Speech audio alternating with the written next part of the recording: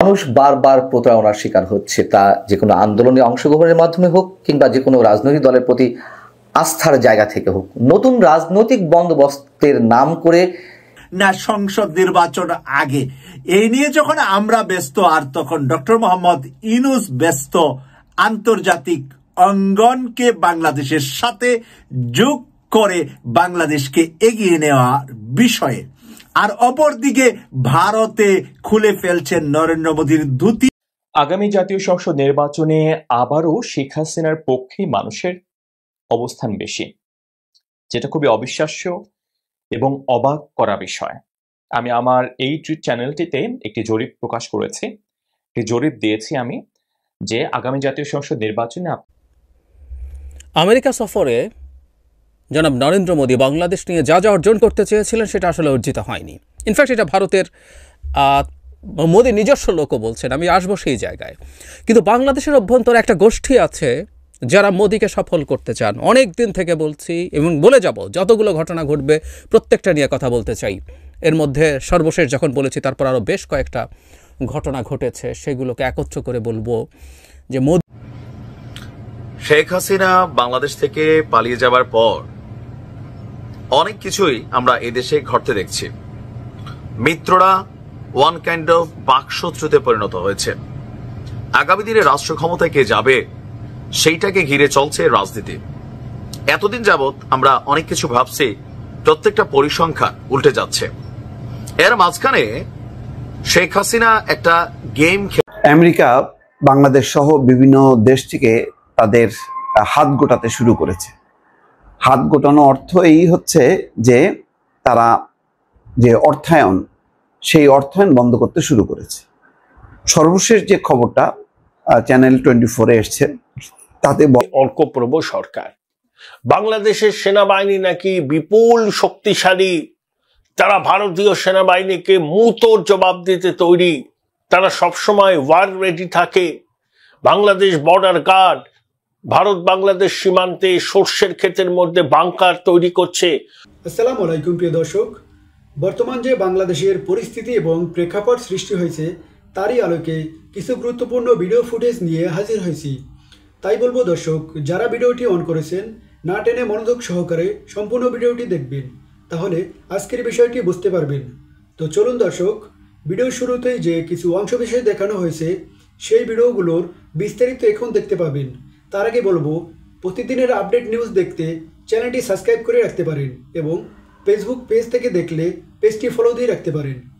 তো চলুন দর্শক, ভিডিওতে একটা লাইক দিয়ে ধারাবাহিকভাবে সম্পূর্ণ ভিডিওটি দেখে আসি। আমেরিকা সফরে জনাব নরেন্দ্র মোদী বাংলাদেশ নিয়ে যা যা অর্জন করতে চেয়েছিলেন সেটা আসলে অর্জিত হয়নি। ইনফ্যাক্ট এটা ভারতের মোদী নিজস্ব লোকও বলছেন, আমি আসবো সেই জায়গায়। কিন্তু বাংলাদেশের অভ্যন্তরে একটা গোষ্ঠী আছে যারা মোদীকে সফল করতে চান। অনেক দিন থেকে বলছি এবং বলে যাব, যতগুলো ঘটনা ঘটবে প্রত্যেকটা নিয়ে কথা বলতে চাই।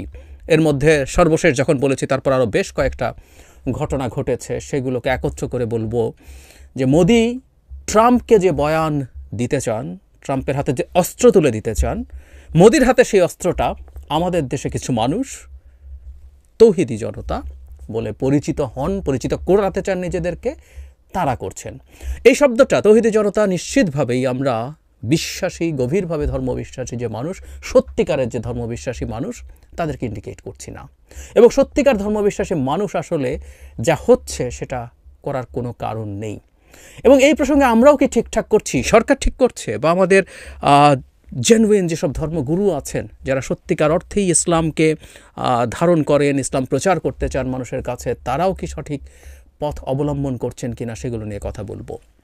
কিন্তু যে বলছিলাম, ভারতের অভ্যন্তরেই ভারতের জনাব মোদীর অত্যন্ত কাছের মানুষ, তিনিও সম্প্রতি একটা কথা বলেছেন, যেমন ব্রহ্মচেলানির একটা জিনিস একটু রেফার করতে চাই আমি।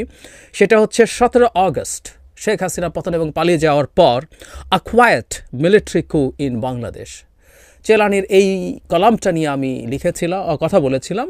চেলানিকে আমরা চিনি, আমি অন্তত দীর্ঘদিন থেকে তাকে চিনি। তিনি প্রজেক্ট সিন্ডিকেট সহ বিভিন্ন জায়গায় লেখেন এই অঞ্চলের জিওপলিটিক্স নিয়ে, এবং বলা বাহুল্য মানে তার ভাষ্যমতে দুনিয়ার সব কিছুর কেন্দ্রবিন্দু ভারত হতে হবে, আমেরিকা সহ দ্য হোল ওয়ার্ল্ড তাদের যাবতীয় পরিকল্পনা এবং স্ট্র্যাটেজি ভারতকে কেন্দ্র করে নির্ধারণ করতে হবে, এই ধরনের একটা টোন তার কথার মধ্যে অ্যাটলিস্ট আমি পাই। যাই হোক, সেই চেলানি যেটা করেছেন, তিনি একটা টুইট করেছেন, যে টুইট আসলে আমাদের দেশেও কেউ যখন ভারতের মানে ট্রাম্প মোদিকে বাংলাদেশ সম্পর্কে কী বলেছেন, নানান কনফিউশন দেখেছেন, সেটা নিয়ে খুবই ক্ষুব্ধতা দেখিয়েছেন, এবং আদতে যে বাংলাদেশ প্রসঙ্গে কিছু হতে পারেনি সেই টুইটে মানে এক্সে এটা খুব স্পষ্ট। তিনি বলছেন একটা জয়েন্ট স্টেটমেন্টে বাংলাদেশ নাকি ভায়োলেন্ট জিহাদিজমে ঢুকে যাচ্ছে, সেটা কোনো রিফ্লেকশন নাই। মানে পাকিস্তানের সাথে ক্রস বর্ডার টেরোরিজম নিয়ে কিছু আলাপ টালাপ আছে, কিন্তু এখানে নাই। সেটা হচ্ছে, যদিও ট্রাম্পকে স্মরণ করিয়ে দিয়েছেন, তিনি মাইনরিটির সিকিউরিটি নিয়ে টুইট করেছিলেন, সেটা এখন আর এখানে নাই, বরং মোদির প্রেজেন্সে এই যে বাংলাদেশে ডিপ স্টেট কাজ করেছে সেটাও বরং তিনি নাকচ করে দিয়েছেন। এখানে বলা হচ্ছে যে অন্তত মাইনরিটির ক্ষেত্রে কিছু উল্টোপাল্টা হচ্ছে, এই ধরনের কিছু একটা যদি জয়েন্ট স্টেটমেন্টে থাকতো। আমি গতকাল সকালের ভিডিওতেই বলেছি, জয়েন্ট স্টেটমেন্টে বাংলাদেশ স্পেসিফিক দূরে রাখুক, যে এই অঞ্চলে ভারত মোড়লগিরি করবে বা বাংলাদেশ বা এই অঞ্চলের মাইনরিটি নিয়ে এটা সেটা করা হবে, এগুলো কিছুই ছিল না। চেলানি খুবই হতাশ।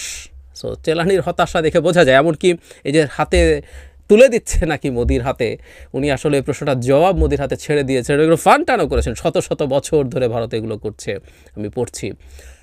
চেলানি বুঝতে পেরেছেন এইটা আমাদের জন্য একটা বেশ বড় বিজয়। কিন্তু যে বলছিলাম, আমাদের বিজয়টা রাখতে পারবো না, কারণ আমি গতকালই বলেছি যে জয়েন্ট স্টেটমেন্ট ছিল, দুজন যখন ইন্টারভিউ করছি, সাংবাদিকদের সামনে প্রেস কনফারেন্সে কথা বলছিলেন, তখন ট্রাম্পের একটা কথা ওয়াজ অ্যালার্মিং, এবং আমরা ঠিক ওই লাইনে হাঁটছি।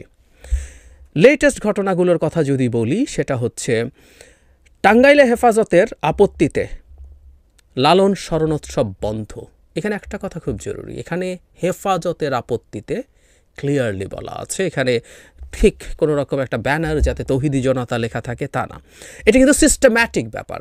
আমি একটু পেছনে যেতে চাই। 23 নভেম্বর নারায়ণগঞ্জে হেফাজতের আপত্তির মুখে বন্ধ নারায়ণগঞ্জের লালন মেলা, এটা 23 নভেম্বর হয়েছে, এটাও হেফাজতকে খুব স্পষ্টভাবে বলা হয়েছে। এবং অবাক করা বিষয়, আমি আমার এই চ্যানেলটিতে একটি জরিপ প্রকাশ করেছি, একটি জরিপ দিয়েছি আমি, যে আগামী জাতীয় সংসদ নির্বাচনে আপনারা মূলত কাকে চাইছেন, এবং এখানে আমি 4টা অপশন রেখেছি বর্তমানে যারা বেশি আলোচিত।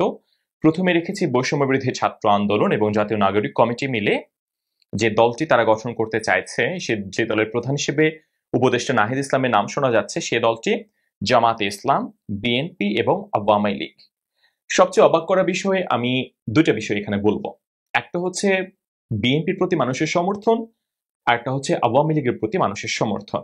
এই জরিপটিতে প্রায় 81,000 মানুষ অংশগ্রহণ করেছেন। আমি জানি অন্যান্য চ্যানেলগুলোতে যে পরিমাণ লাখ লাখ মানুষ জরিপে অংশ নেন, সে তুলনায় 81,000 মানুষের অংশগ্রহণ খুব বেশি নয়, তবে 81,000 সংখ্যাটা একেবারেই আপনারা কম বলতে পারেন না। এই জরিপে আমাকে আওয়ামী লীগের প্রতি যেই সমর্থন, সেটা আমাকে যেমন অবাক করেছে, একই রকম ভাবে বিএনপির প্রতি মানুষের সমর্থনের সংখ্যাও আমাকে খুব অবাক করেছে। এত কিছুর পরেও, শেখ হাসিনার শাসনামলের আয়নাঘর দেখার পরেও 81% মানুষ আওয়ামী লীগকে চাইছেন।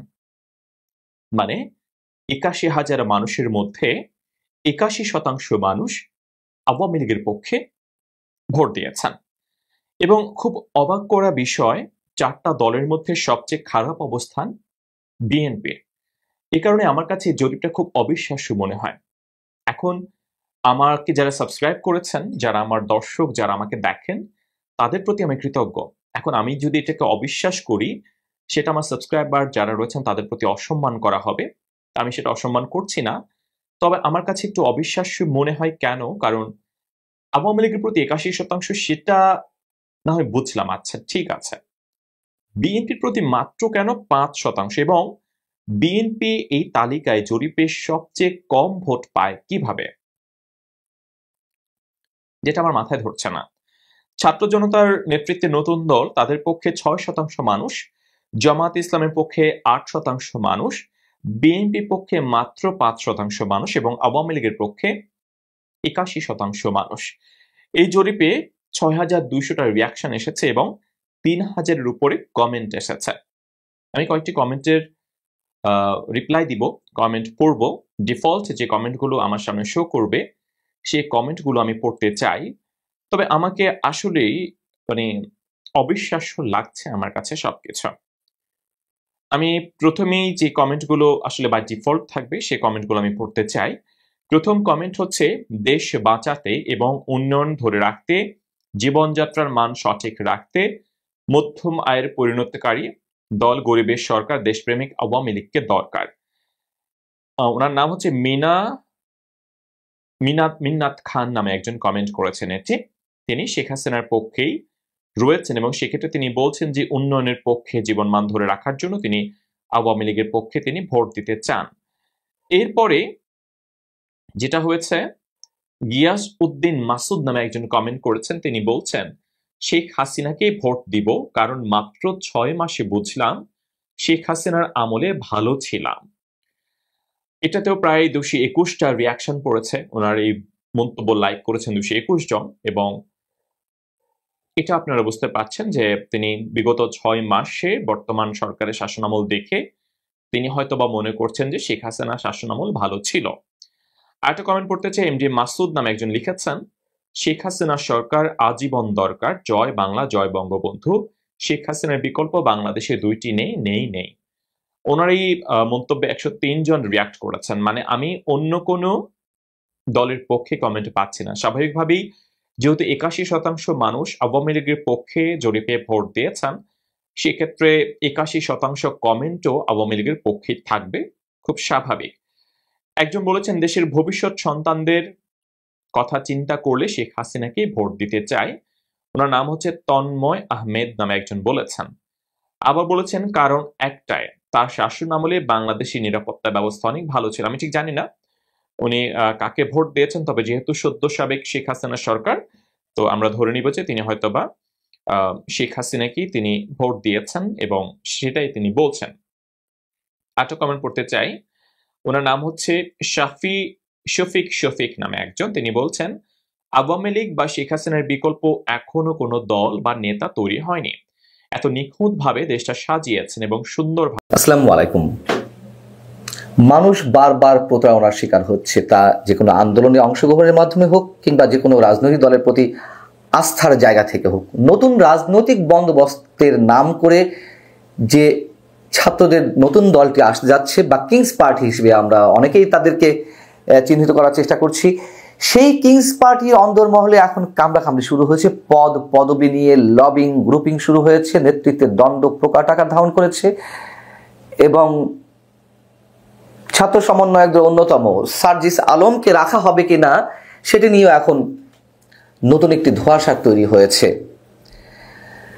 আমি আমার এই পর্বে অন্তত এই দল যেভাবে গঠন প্রক্রিয়ায় রয়েছে, নেতৃত্বে যারা আসতে যাচ্ছে তাদের নিয়ে খুব বেশি মন্তব্য না করলেও চলবে, বরং এই দলের নেতারাই গণমাধ্যমের সামনে যা বলছে সেটুকু শুনলেই আমরা স্পষ্ট হব যে ভিতরে কি চলছে এবং আত্মপ্রকাশের আগেই এই ধরনের দল কখনো জন আকাঙ্ক্ষা পূরণ করতে পারে কিনা বা পারবে কিনা সেটিও অনেকের সামনে অনেক বড় প্রশ্ন হয়ে দাঁড়াচ্ছে। 24শে ফেব্রুয়ারি আত্মপ্রকাশ করতে যাচ্ছে এই কিংস পার্টি এবং শীর্ষ পদ নিয়ে জাতীয় নাগরিক কমিটি আর বৈষম্য বিরোধী ছাত্র আন্দোলনের ভেতরে ভয়ঙ্কর এক রূপ ধারণ করেছে। এরই মধ্যে বিভিন্ন গণমাধ্যমে এসেছে, আপনারা হয়তো অনেকেই জেনেছেন।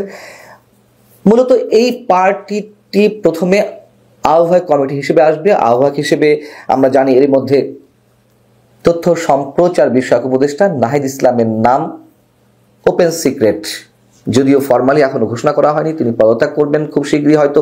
কিন্তু বিপত্তিটা বেঁধেছে সদস্য সচিব পদ এবং এর সঙ্গে আরো বেশ কয়েকটি পদ নিয়ে। এখন এই সদস্য সচিব পদে কারা আসতে চান? জাতীয় নাগরিক কমিটির যিনি এই মুহূর্তে সদস্য সচিব আক্তার হুসাইন, ঢাকা বিশ্ববিদ্যালয়ের ডাকসুর সমাজসেবা সম্পাদক ছিলেন, তিনি জোরালোভাবে প্রতিদ্বন্দ্বিতা করতে চাইছেন। প্রতিদ্বন্দ্বিতা যে কেউ করতে পারেন, গণতান্ত্রিক দল যদি হয়ে থাকে প্রতিদ্বন্দ্বিতা থাকবেই। কিন্তু মজার বিষয় হচ্ছে যারা এই পদের দাবিদার তারা অনেকে বলছে যে কেন প্রতিদ্বন্দ্বিতা করতে হবে, আমরাই সর্বা, আমরাই গণঅভ্যুত্থানে সামনে থেকে নেতৃত্ব দিয়েছি। আবার কেউ বলছে না, নির্বাচনই হোক, নির্বাচনের মাধ্যমেই গণতান্ত্রিক প্রক্রিয়ায় যারা সদস্যদের বেশি ভোট পাবে তারা আসবে, কিন্তু আরেক পক্ষ মানতে চাইছে না।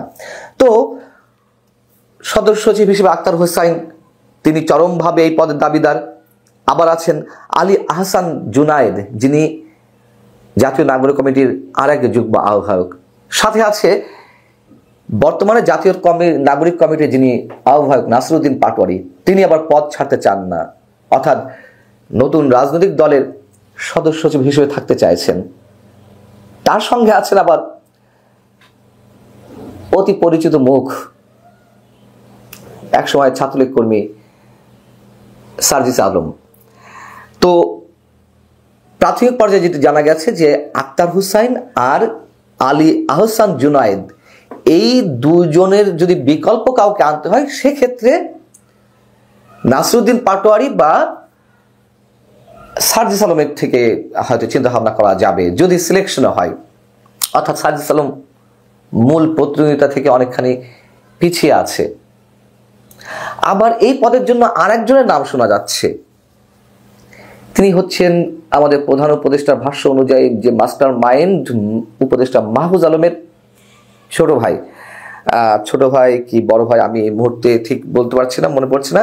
অবধি এখন টালমাল হয়ে গিয়েছেন। প্রিয় দর্শক, এই ধরনের একজন বর্ষিয়ান আন্তর্জাতিক স্বীকৃত প্রাপ্ত আন্তর্জাতিক ব্যক্তিত্ব এখন বাংলাদেশের সিংহাসনে, আর তার সাথে আমরা খেলা করছি ছোট্ট ছোট্ট সাপ নিয়ে, আর তার হাতে রয়েছে সবচাইতে বিষাক্ত এবং শক্তিশালী সাপটি, যেই সকল জাদুঘরের সকল সাপ খেয়ে ফেলবে, এক ডক্টর ইউনূসের সাপ। প্রিয় দর্শক, কেন বলছি এই কথাগুলা? একটু আন্তর্জাতিক নিউজগুলা যখন ঘাঁটি, আন্তর্জাতিক নিউজগুলা যখন দেখি, তখন মনে মনে বাংলাদেশের রাজনীতিবিদদেরকে নিয়ে সামটাইম হাসি, নিজে নিজে হাসি। কি করছে বাংলাদেশের রাজনীতিবিদরা, আর ডক্টর ইউনূসের স্থান, পজিশন, উনি আছে কোথায়, আমরা আছি কোথায়? প্রিয় দর্শক, আমি আপনাদের সামনে একটা ছোট্ট উদাহরণ তুলে ধরছি। যখন নরেন্দ্র মোদী গিয়েছেন বাংলাদেশ এবং আওয়ামী লীগের পক্ষে সাফাই গেতে ডোনাল্ড ট্রাম্পের কাছে, আর তার আগ মুহূর্তে যখন বৈঠকটা হবে 24 ঘন্টা আগে ইলন মাস্কের সাথে কথা বলেন ডক্টর মোহাম্মদ ইউনূস, আর কথা বলেন স্টারলিংকের মতন আন্তর্জাতিক দামি শক্তিশালী পাওয়ারফুল নেটওয়ার্ক ইন্টারনেট বাংলাদেশ আনার জন্য। স্টারলিংকের মালিকই হলেন সেই ইলন মাস্ক, এবং ইলন মাস্ককে বাংলাদেশে উনি আমন্ত্রণ জানিয়েছেন ব্যবসা প্রসারতা বৃদ্ধির জন্য, তাও আগামী মার্চ মাসেই সেই দাওয়াতটি দিয়েছেন, এবং সেই দাওয়াত উনি গ্রহণও করেছেন বলে আমরা কিছুটা তলে তলে সংবাদ পাচ্ছি। প্রিয় দর্শক, ইলন মাস্ক বাংলাদেশে আসবে, বাংলাদেশের তরুণ সমাজের ভিতরে চলবে উচ্ছ্বাল উদ্দীপনা। পাহাড়ের চূড়ায় বসে অথবা সমুদ্রের অনেক ঢালুতে বসে আপনার ইন্টারনেট ব্যবহার করে বাংলাদেশের তরুণ তরুণীরা আন্তর্জাতিক বিভিন্ন চাকরি, বিভিন্ন ব্যবসা, বিভিন্ন কর্মসংস্থান গড়ে তুলতে পারবে বাংলাদেশে। বাংলাদেশের গ্রামের একটা শিক্ষিত মেধাবী ছেলে ঢাকায় আসতে হবে না তার কর্মজীবনের জন্য, সে গ্রামে বসে আন্তর্জাতিক প্রজেক্টের বড় মাপের ইঞ্জিনিয়ার হিসাবেও দায়িত্ব পালন করতে পারবে, যদি না ইলন মাস্কের সাথে ডক্টর ইউনূসের এই কন্ট্রাক্ট হয়ে যায় এবং ইলন মাস্ক বাংলাদেশে আসে। তখন আর বাংলাদেশ থাকবে না, আমরা স্বপ্নের সিঙ্গাপুর বাংলাদেশকে বানাতে যাচ্ছি। প্রিয় দর্শক, আর নরেন্দ্র মোদী আর শেখ হাসিনা, বাংলাদেশের রাজনৈতিক দলগুলা আমি যদি নাম ধরেই বলি, বিএনপি, জামাত, জাতীয় পার্টি, আওয়ামী লীগ বসে আছে এখনো সেকেলে, আর সেই যুগে সেই 71-72-এর খুঁটা বদনাম একে অপরকে দিয়ে রাজনীতি করার জন্য। খবর নাই ওনাদেরই ওনাদের ঘরের সন্তানরাই ওনাদেরকে এই পচা রাজনীতি পছন্দ করছে না। ওনাদের সন্তানরা যে কত ফাস্ট হয়ে গিয়েছে, সন্তানদের হাতে যে আধুনিক মোবাইল, ল্যাপটপ, টেকনোলজির কারণে সন্তানরা ওয়াশিংটন ডিসিতে কি হচ্ছে, ঘরে বসে গ্রামের একটি ছোট্ট টিনের ঘরে বসে সে ল্যাপটপ ওপেন করে দেখছে ওয়াশিংটন ডিসিতে আজকে ব্যবসা বাণিজ্যে কে কোন জায়গায় দাঁড়িয়েছে। প্রিয় দর্শক, সেই খবর পিতামাতার নাই। পিতামাতা আছেন জগা খিচুড়ির যেই রাজনীতিটা 53 বছর বাংলাদেশে চলেছে সেটা নিয়ে বসে। তরুণ সমাজ যাদের বয়স মাত্র 18 হলো, তারা গত 36 বছর যাবত, যাদের বয়স এখন 18 হলো, তারা তো ভোট দিতেই পারেন নাই। 36 যাদের বয়স হয়েছে তারাও ভোট দিতে পারেন নাই। বাংলাদেশ 18 থেকে 36-এর ভিতরে যদি ভোটার সংখ্যা আপনারা গণনা করেন, সেই সংখ্যাটাই তৈরি করবে আগামীকাল বাংলাদেশের নতুন সরকার, নতুন প্রজেক্ট, নতুনত্ব সবকিছু। আর নতুনত্ব দেওয়ার সারপ্রাইজটা পাওয়ার জন্য অপেক্ষা করতে হবে আমাদের মতন ওল্ড মেন্টালিটির মানুষদেরকে। আর ডক্টর মোহাম্মদ ইউনূস ওই তরুণ সমাজের ব্রেইনকে কাজে লাগিয়ে বাংলাদেশকে বিশ্বের দরবারে একটি স্বনির্ভর, একটি শক্তিশালী, পাওয়ারফুল, মেধাবী দেশ হিসাবে পরিচয় করাতে যাচ্ছেন। প্রিয় দর্শক, আমরা আজকে কথা বলছি আমেরিকা বাংলাদেশ সহ বিভিন্ন দেশ থেকে তাদের হাত গোটাতে শুরু করেছে।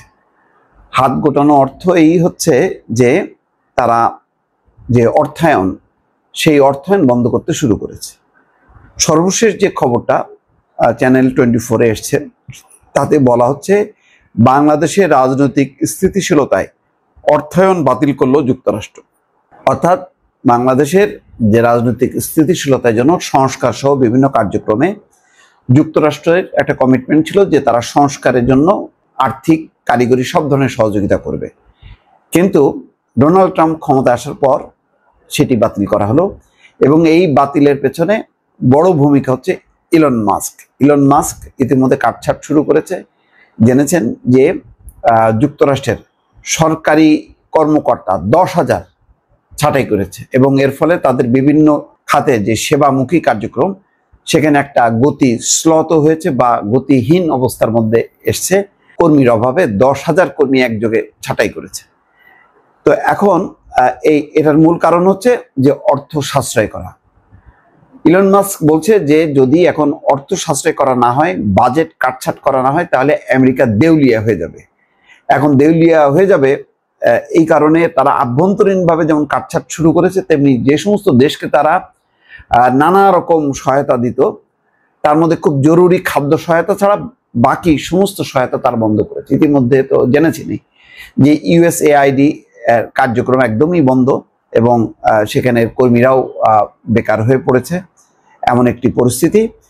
এই অবস্থার মধ্যে খবরটা হলো এই বাংলাদেশের যে আর্থিক সহায়তা সেটাও বন্ধ করলো। তবে আবার এটা মনে করেন না যে নরেন্দ্র মোদী ওখানে যে মানে কলকাঠি নাড়াইছে এই কারণে বন্ধ করছে, না, ভারত নিজেও তার শিকার। খবরটা হচ্ছে এই যে বাংলাদেশ, ভারত সহ বিশ্বের অনেক দেশে বড় ধরনের সহায়তা, অর্থায়ন মানে বড় ধরনের আর্থিক সহায়তা বন্ধ করেছে যুক্তরাষ্ট্র।